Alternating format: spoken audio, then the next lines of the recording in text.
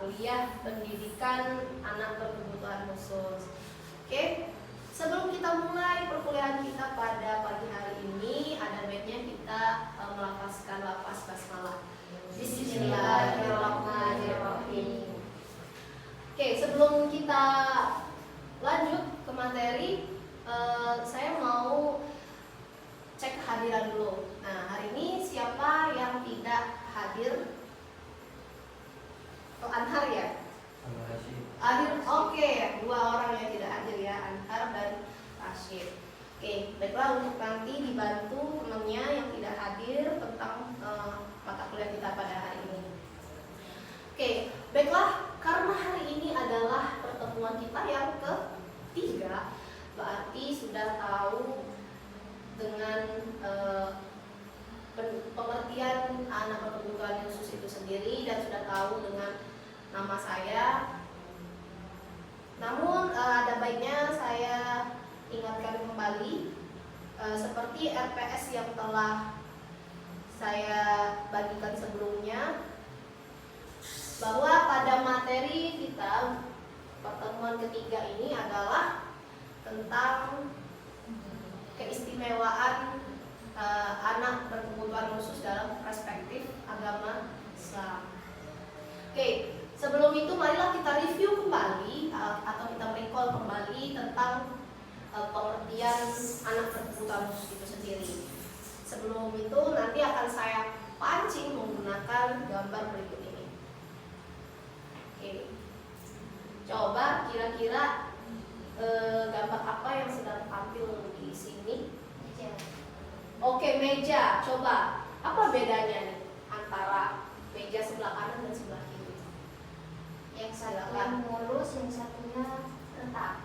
Yang satu mulus, yang satu retak.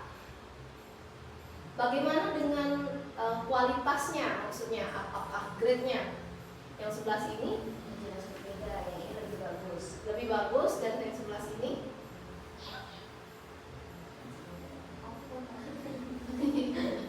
apakah masih bisa digunakan? Tidak. Tidak.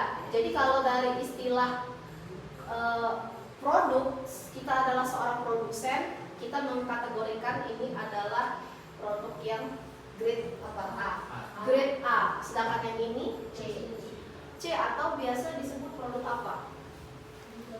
Nah, produk gagal. Apakah yang seperti ini bisa kita jual ke konsumen?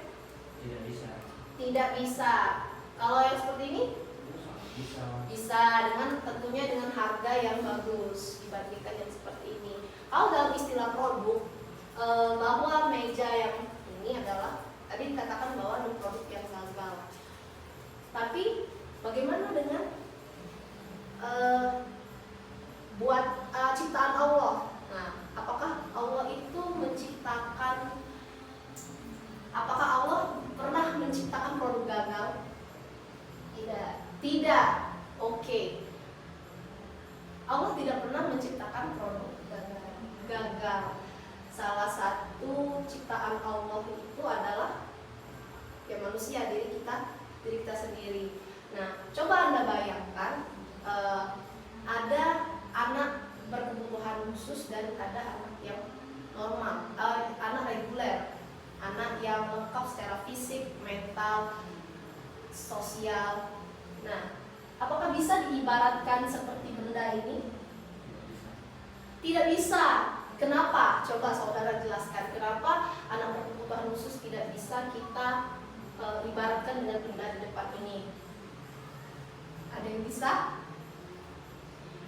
Ya, betul sekali. Karena ini adalah benda.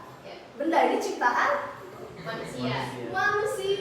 Sedangkan manusia adalah ciptaan Allah. Jadi katakan bahwa Allah tidak pernah menciptakan produk gagal. Jadi sekalipun manusia itu adalah anak berkebutuhan khusus, dia bukanlah produk gagal. Kita bisa menyebut benda ini adalah benda gagal atau benda cacat. Apakah manusia bisa kita sebut dengan benda cacat? Tidak. Secara tidak langsung apabila kita bertemu dengan orang berkebutuhan khusus dan kita melabel mereka dengan kata cacat, itu sama saja kita melabel ciptaan Allah bahwa itu adalah produk cacat, produk gagal. Nah, jadi ini adalah salah satu gambaran bahwa tidak ada ciptaan Allah itu yang gagal. Selanjutnya pada perkuliahan ini kita akan membahas tentang pandangan Islam terhadap penyandang disabilitas keseluruhan eksplisit tadi sudah disampaikan. Yang kedua, cakap hukum dan cakap bertindak. Ketiga, hak dan kewajiban. Keempat, kewajiban masyarakat, keluarga, dan negara. Kelima, keharaman, stigma, dan diskriminasi.